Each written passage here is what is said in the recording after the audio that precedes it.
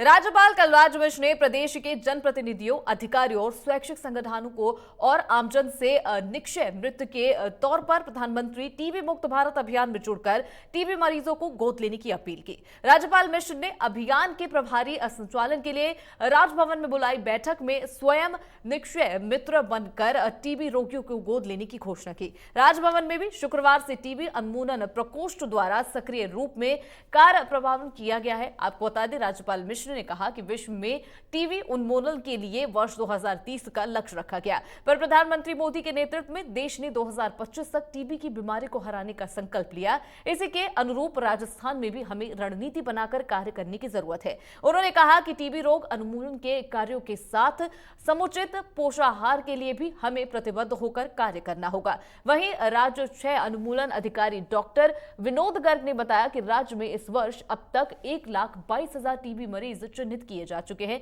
वहीं 74,850 मरीजों ने निश्चय संबल योजना में लाभ प्राप्त करने के लिए सहमति भी प्रदान की है। प्रदेश में करीब 38,000 मरीजों को 245 निश्चय मृत्यु से जोड़ा गया। बता दें कि राज्यपाल मिश्र ने बताया कि इस दौरान मित्र नवरत्न प्रजापति, सुरेंद्र, चेतन, महेश और राहुल को शॉल एवं श्रीफल भेंट कर सम्मानित भी किया गया है। उन्होंने मरीजों को फल एवं निक्षय किट भी बरामद किया। आपको बता दें कि वहीं इस दौरान राज्यपाल के प्रमुख सचिव सुबीर कुमार और प्रमुख विशेषाधिकार गोविंद राम जायसवाल और राजभवन और चिकित्सा एवं स्वास्थ्य विभाग के अधिकारी वहां पर मौजूद रहे।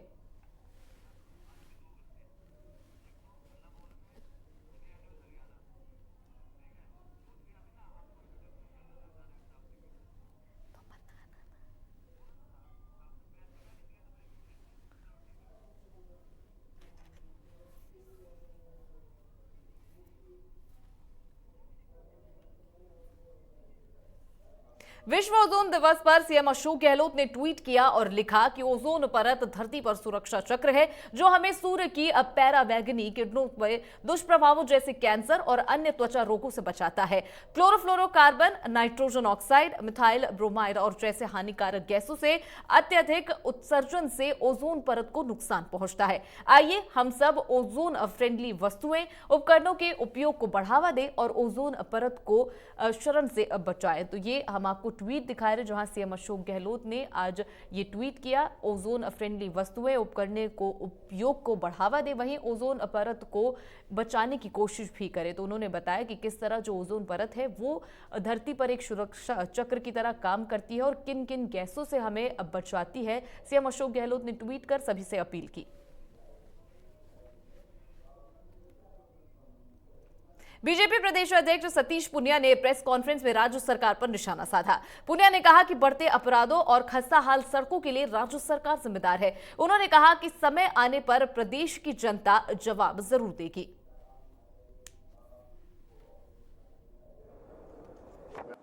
इसका आंकड़ा मेरे पास अभी नहीं है, लेकिन हमने अपनी सभी जो निजी, सरकारी और व्यक्तिगत किस्म के जो प्रयास हो सकते हैं उन प्रयासों को समाहित करते हुए इसको बड़े स्तर पर हम लोग करेंगे। और अभी मुझे जो जानकारी मिली कि पार्टी के अनेक कार्यकर्ता, जनप्रतिनिधियों ने नीचे काफ़ी स्तर पर इस पर प्रयास शुरू कर दिए।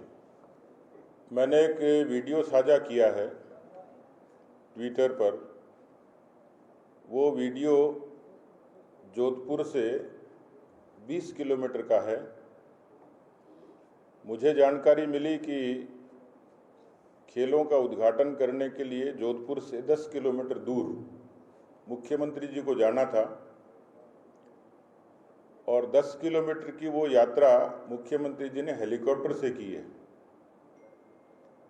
आप अंदाज लगा सकते हैं कि जब 10 किलोमीटर के लिए हेलीकॉप्टर की यात्रा करनी पड़े, और जो वीडियो मैंने जारी किया वो हकीकत है। मैं उस मौके पर उस स्थान पर मौजूद था। सरकार का मंत्री ये कहे कि उनके सर्वाइकल का दोषी कोई है तो सार्वजनिक निर्माण विभाग का सड़क मंत्री है, तो उससे सरकार के सड़कों की दशा की पता लग जाती है। मुझे लगता है कि राजस्थान में जैसी सरकार की दशा है वैसी सड़कों की, जितने खड्डे सरकार में हैं, जितने कांग्रेस पार्टी में, उतने सड़क पे हैं। जयपुर में विधायक अशोक गुवाहाटी सीवर की ट्रैक्टर पर सवार होकर जेडीए मुख्यालय पहुंचे और समर्थकों के साथ नारेबाजी की। रामपुरा फाटक से मंगलम आनंदा की डिग्गी रोड तक की सड़क की दुर्दशा और आसपास के पूरे क्षेत्र में पानी भरने की समस्या को लेकर जेडीसी रवि जैन को ज्ञापन सौंपा। विधायक अशोक गुवाहाटी ने जेडीसी से मुलाकात के बाद कहा कि सड़क की स्थिति बहुत बहाल है, लाखों लोगों का आवागमन सड़क से प्रभावित हो रहा है और साथ ही आसपास की कॉलोनियों में भी पानी भर जा रहा है। एमएलए गुवाहाटी ने कहा कि जेडीसी के साथ बात हुई है और 15 दिन में प्लान तैयार करने के लिए भी कहा गया। साथ ही जेडीसी को यह भी कहा गया है कि 50 लाख रुपए मेरे विधायक कोष से लेकर लोगों को परेशानी से निजात दिलाए। वहीं अगर 15 दिन में समस्या का समाधान नहीं हुआ तो 100 सिंबॉलिक सीवर ट्रैक्टर लेने के लिए जेडी मुख्यालय में खाली किए जाएंगे।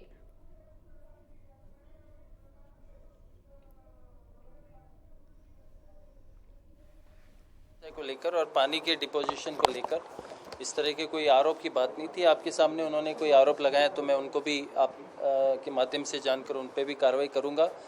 मूल रूप से वो रामपुरा जो रेलवे फाटक है उसमें दोनों तरफ जो सड़क जाती है, एक तरफ न्यू सांगनेर रोड की तरफ और एक तरफ डिग्गी रोड की तरफ, उस रोड के कंस्ट्रक्शन की बात कर रहे थे क्योंकि वो 200 फीट सेक्टर रोड है और वहाँ पर जो पानी का भराव होता है बिकॉज ऑफ स्लोप, उसको भराव को हम किस तरह से कहीं डिस्पोज ऑफ कर सकते हैं उसकी बात थी।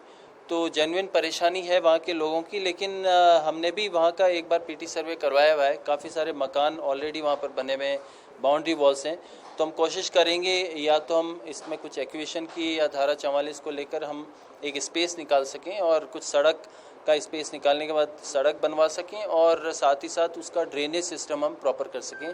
इसके लिए मैंने एक 5 जनों की एक समिति बनाई है जिसमें डायरेक्टर इंजीनियर हैं, डिप्टी कमिश्नर हैं, सीसी हैं और वो कल से ये काम शुरू करेंगे। 15 दिन का उनको बोला है, वह पूरा जाकर नक्शा बना के और देखें क्या हो सकता है। स्लोप का भी नक्शा बनाए है इसका, वो पूरी तरह से डिग्गी की तरफ है स्लोप पूरी रोड का और उस स्लोप के बीच में रेलवे बाउंड्री लाइन पर रेलवे वालों ने बहुत आगे आकर अपनी सीमा पर जो पहले उनका कंस्ट्रक्शन नहीं था या उनकी बाउंड्री वॉल नहीं थी, वो पूरी तरह से उन्होंने सीसी वॉल बनाकर कंस्ट्रक्ट कर ली। तो जो पहले पानी उधर जाता था वो पूरी तरह से पानी इधर कॉलोनी की तरफ हो गया है। तो चूंकि हाँ कुछ एनक्रोचमेंट भी होंगे उस तरफ, तो वो मैंने इसमें सीसी को भी लिया है टीम में और डिप्टी कमिश्नर जोन भी है, तो वो भी पूरा बताएंगे। तो जो ये रिपोर्ट आएगी मेरे पास में 15 दिन के बाद, उसके बाद हम कार्रवाई करेंगे। कॉलोनियों में घुटनों घुटनों तक पानी भर गया है। रेलवे ने अपनी बाउंड्री वॉल खड़ी कर ली, इसलिए लोग नरक में जी रहे हैं। न बच्चे स्कूल जा पा रहे हैं, न लोग गाड़ियों तक से निकल नहीं पा रहे हैं।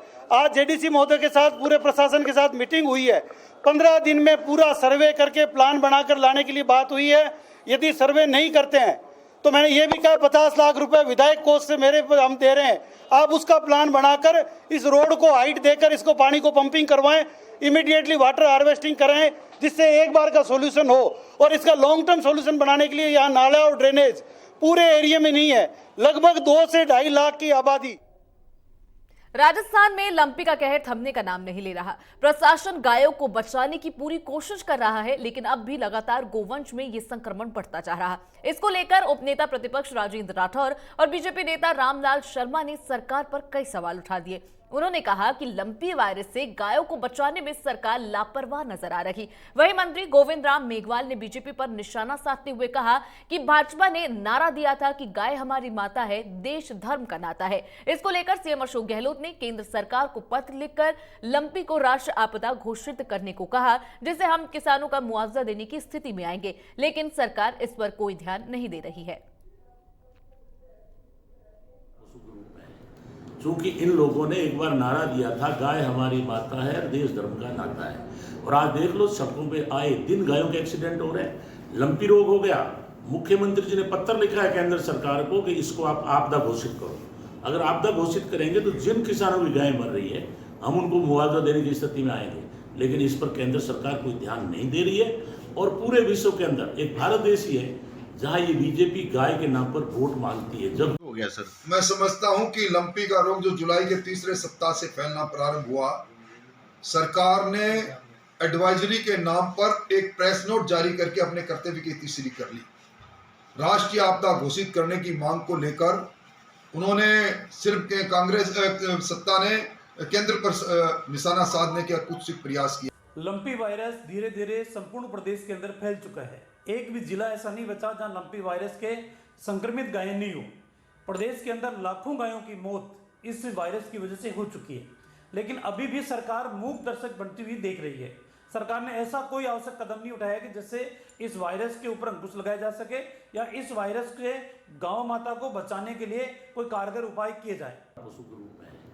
चूंकि इन लोगों ने एक बार नारा दिया था। जयपुर में भी लंपी वायरस अपना कहर बरपा रहा। सड़कों पर लंपी वायरस से पीड़ित गोवंश खुले में घूम रखे गए, लेकिन सरकार बेखबर है। मुख्य मार्गों पर खुले में घूम रही लंपी पीड़ित गोवंश की सुध नहीं ली जा रही। शहर के दोनों नगर निगम भी इन गायों को इलाज के लिए गौशाला नहीं पहुंचा रखे। वहीं पशुपालन विभाग ने भी आंखें मूंद कर बैठी हुई है। वहीं अवैध डेयरी संचालकों ने भी इन गायों को खुले में छोड़ दिया, जिसके चलते इलाज के अभाव के कारण गायें तड़प रही हैं। गोवंश की मौत का आंकड़ा अब डराने लगा है। पहले शहर में रोजाना 30 गायें लंपी से मौत का शिकार हो रही थी, वहीं अब रोजाना 60 से 70 गायें लंपी वायरस की चपेट में आती हुई नजर आ रही है।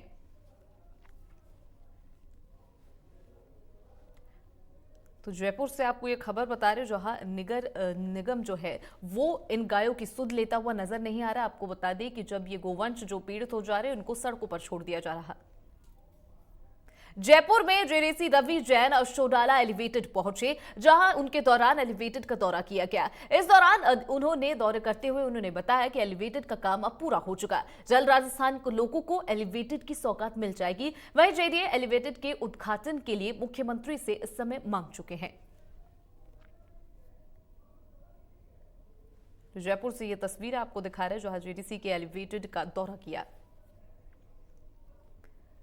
राजधानी जयपुर के गोकुलपुरा फाटक पर एक बार फिर बड़ा हादसा हो गया, जहां सड़क पर दौड़ती एक क्रेन ने राहगीर को कुचल डाला। अचानक हुई इस घटना के बाद मौके पर लोगों की भीड़ जुट गई। लोगों ने घायल हुए बुजुर्ग की सुध लेकर एम्बुलेंस को बुलाया। इस दौरान सूचना मिलने पर पुलिस भी मौके पर पहुंच गई। वहीं इस हादसे में श्रवण सिंह बुरी तरह घायल हो गए। इस घटना के बाद स्थानीय लोगों ने विरोध जताया और अनियंत्रित दौड़ते कॉमर्शियल वाहनों के खिलाफ कार्रवाई की मांग भी की है, जिसके बाद पुलिस ने लोगों से समझाइश कर मामला कराया। फिलहाल पुलिस मामले की जांच कर रही है।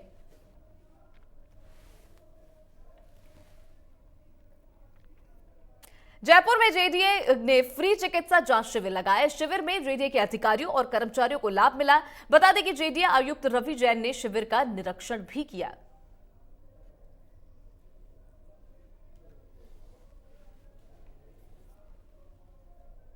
जयपुर नगर निगम ग्रेटर में एसीबी ने एक बड़ी कार्रवाई की और स्वास्थ्य निरीक्षक प्रहलाद टोपिया को घूस लेते गिरफ्तार किया। बता दें एसीबी ने घूसखोर को 5,000 रुपए की रिश्वत लेते रंगे हाथों दबोचा है। दरअसल आरोपी ने अनुपस्थित रहने के बावजूद पूरे महीने का वेतन बनाने पर कार्रवाई हुई। साथ ही घूसखोर ने सर्विस बुक पर एंट्री नहीं करने के नाम पर घूस मांगी थी।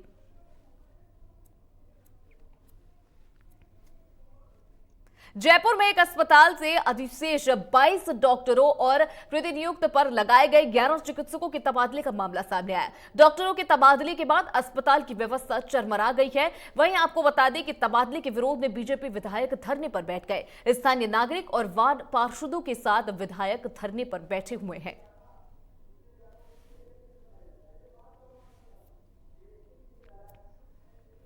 में एसएमएस हॉस्पिटल के बाद सबसे बड़े हॉस्पिटल के रूप में, सरकारी हॉस्पिटल के रूप में जाना जाता है, परंतु ये दुर्भाग्य है कि हमारे चिकित्सा मंत्री, जिनको किसी प्रकार की चिकित्सा सुविधाओं के बारे में ज्ञान नहीं है, उन्होंने यहाँ से एकदम से बिना वैकल्पिक व्यवस्था किए 22 अधिशेष डॉक्टर्स के नाम पर 22 डॉक्टरों को हटा दिया और 11 जो डेपुटेशन पे लगे हुए थे उनको हटा दिया। यानी 33 डॉक्टर्स यहाँ से हट जाएंगे 83 में से, तो अब बचेंगे यहाँ पर 50। पहले जब 48 डॉक्टरों की पोस्ट स्वीकृत थी उस समय यहाँ 100 बेड का ये हॉस्पिटल था, आज ये 470 बेड का हो गया। यहाँ पहले 300-250-300 की ओपीडी थी, आज वो 2,500-3 हज़ार की हो गई। तो मेरे समझ में नहीं आता कि ये व्यवस्था उन्होंने क्या सोच करके की है। हो रहे उस दुख को हमारे मालवीय नगर विधानसभा के हम बैठक के साथ जय हिंद। जयपुर के जवाहर सर्कल में एक बार फिर नाबालिग को बेचने का मामला सामने आया। सौतेले पिता ने ही 14 साल की बेटी को 3 लाख रुपए लेकर 2 गुनी उम्र के व्यक्ति से उसका बाल विवाह करवा दिया। इधर पति लगातार नाबालिग से 9 महीने तक रेप करता रहा और मना करने पर पिटाई भी करता था। पुलिस ने बताया कि बुधवार रात को उन्हें एक नाबालिग के बदहवास हालत में जवाहर सर्कल पर पड़े होने की जानकारी मिली थी। जब उसकी काउंसलिंग कराई गई तो उसने सुनाई और आपको बता दें कि उसने बताया कि अपने पति के चंगुल से भागकर वो यहां पहुंची है। फिलहाल पुलिस मामले की जांच पड़ताल भी कर रही है। तो जयपुर से आपको ये खबर बता रही है जहां 40 साल के आदमी से जबरन इस लड़की की शादी कराई गई। मेरे को 2021 को मेरी मौसम बाई मम्मी ने मतलब मेरी और सौतेले पिता ने बुद्धा राम ने पहले पैसे के लालच में मेरी शादी करती है। विमल मीणा 40 साल का है और धौलपुर का रहने वाला है। कांसोटी खेड़ा गांव है और मेरे साथ में मतलब शादी के बाद संबंध बनाना चाह रहा है, मतलब बनाना कर रहा है। और जिस दिन मैं मना कर देती हूँ तो मेरे को मारता है। तो मैं क्या करूँ और मतलब ये जीवन से मैं दूर रहना चाह रही हूँ। तो मतलब आगे मैं पढ़ना चाह रही हूँ। फिलहाल इस खास बुलेटिन में मेरे साथ इतना ही। मुझे दीजिए इजाजत।